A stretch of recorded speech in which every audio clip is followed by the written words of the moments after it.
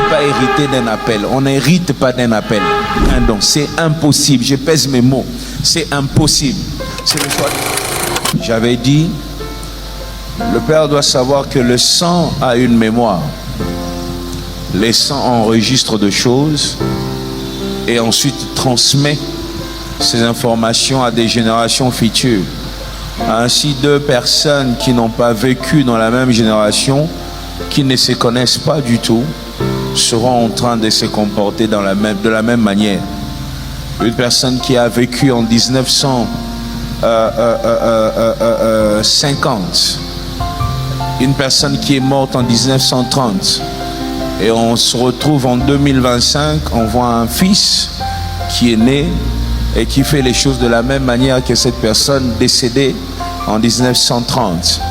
C'est parce que le sang a mémorisé les choses. Le sang a une mémoire. Le Père est une source.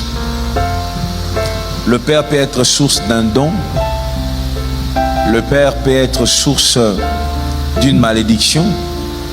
Le Père peut être source d'une facilité, source d'une bénédiction. Moi, j'ai plusieurs dons que j'ai développés dans ma vie, mais à 90% de mes dons sont des dons que mon Père manifestait. Il faisait tout ce que je fais aujourd'hui. Il n'y a pas de nouveauté dans ma vie, parce que au travers de lui, je n'ai pas seulement hérité des combats, j'ai aussi hérité de quelque chose de spirituel. Tu peux hériter des dons par le sang. Voilà pourquoi des débats tels que est-ce qu'un fils de pasteur peut aussi être pasteur sont des débats qui ne doivent plus exister. Cela révèle simplement l'immaturité de l'Église. C'est pas obligatoire que le fils du pasteur soit pasteur. C'est pas obligatoire. Le fils du pasteur ne peut pas hériter d'un appel. On n'hérite pas d'un appel. L'appel est toujours individuel. Dieu appelle chacun à son temps, en son temps et par sa volonté.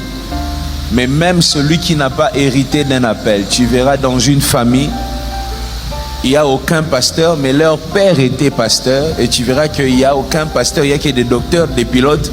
Mais tu vois, parmi les pilotes là, l'un d'eux peut prier pour toi et puis tu es guéri.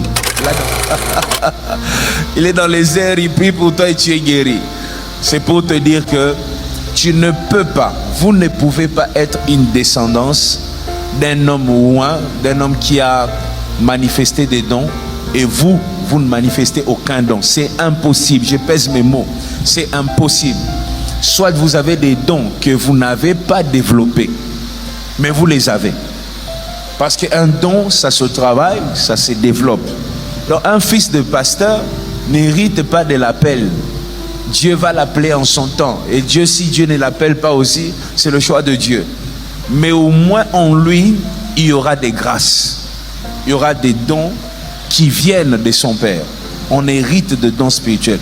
Tu ne peux pas avoir le sang de quelqu'un et ne rien hériter. Jamais.